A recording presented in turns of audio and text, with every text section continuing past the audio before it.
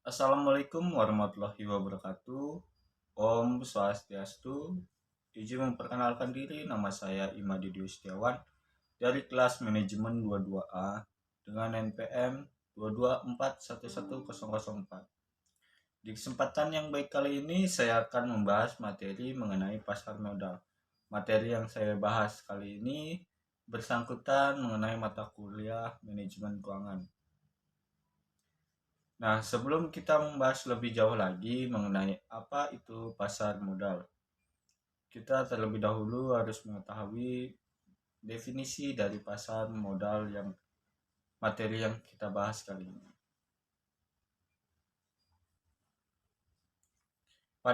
Secara umum, pengertian dari pasar modal yaitu sebuah pasar yang bergerak secara terorganisir di mana ada berbagai aktivitas perdagangan surat penting. Surat penting itu biasanya berupa saham, ekuitas, obligasi, surat pengakuan hutang, dan surat penting lainnya yang diterbitkan oleh pemerintah atau perusahaan swasta dengan menggunakan jasa perantara, komisioner, dan juga underwriter. Dalam Undang-Undang Nomor 8 Tahun 1995 juga disebutkan tentang arti pasar modal, yaitu sebuah kegiatan yang berkaitan dengan aktivitas perdagangan efek dan penawaran umum. Perusahaan publik yang berkaitan dengan efek yang diterbitkan lembaga dan profesi yang berkaitan dengan efek. Selanjutnya ada beberapa ahli yang mengungkapkan tentang pengertian pasar modal.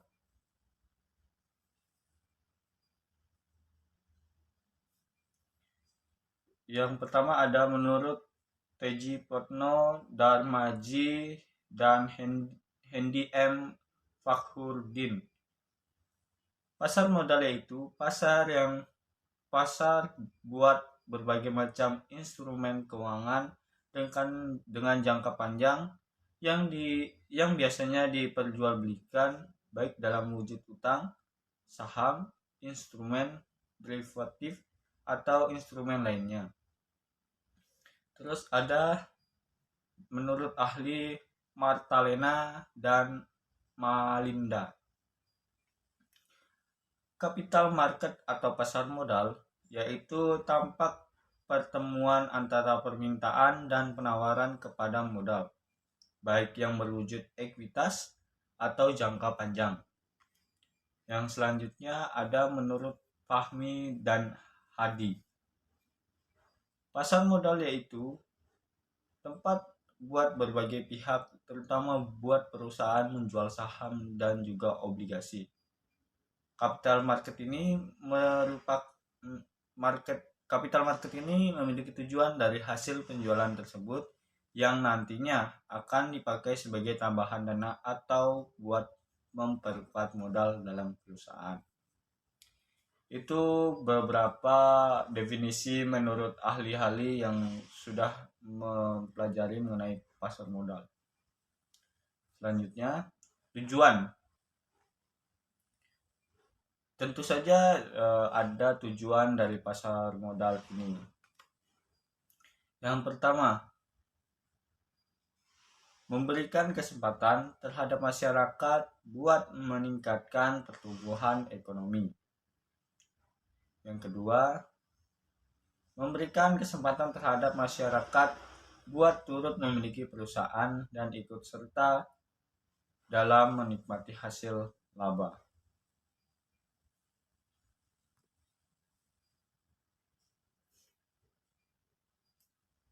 Jenis-jenis pasar modal.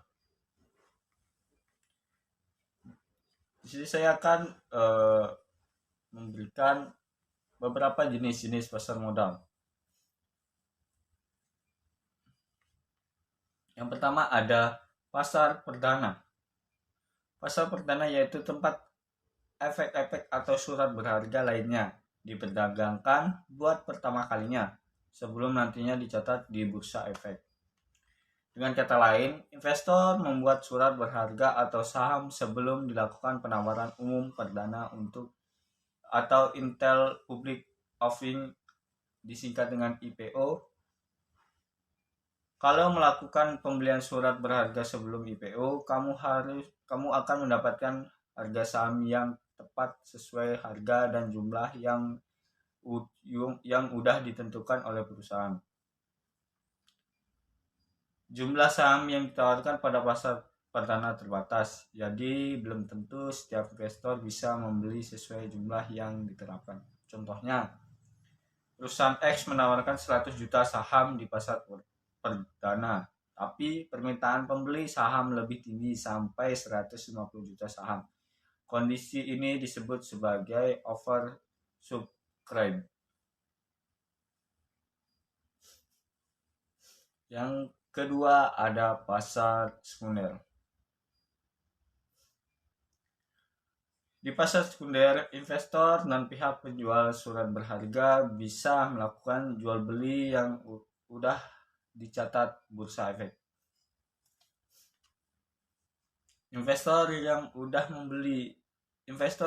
membeli efek di pasar perdana juga bisa menjualnya di pasar sekunder.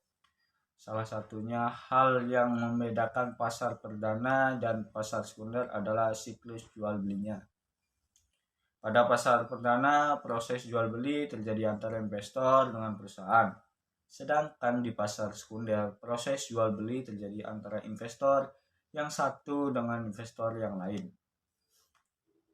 Hal ini harga saham. Selain itu, harga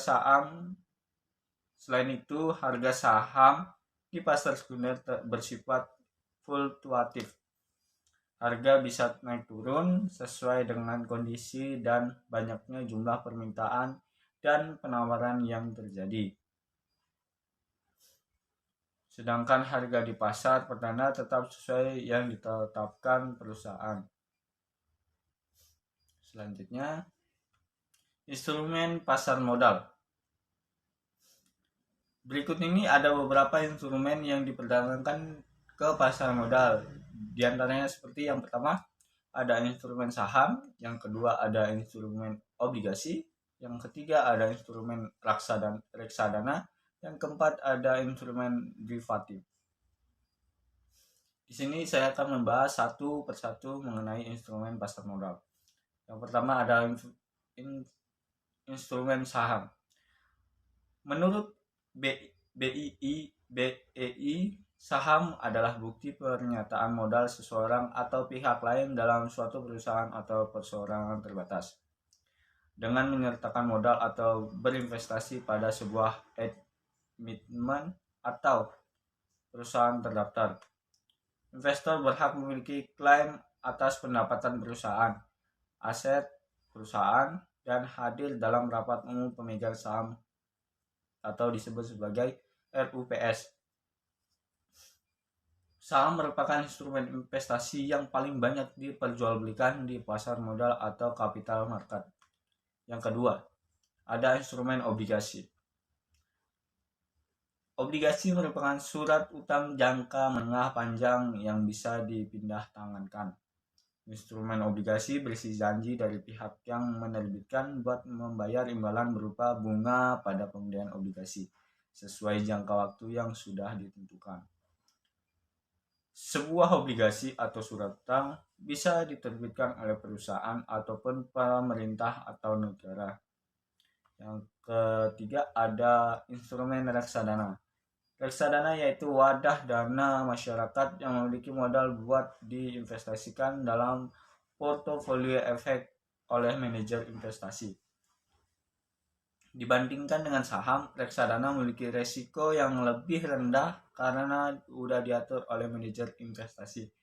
Reksadana mempunyai fungsi meningkatkan peran pemodal lokal dalam berinvestasi di pasar modal Indonesia. Yang terakhir ada instrumen derivatif.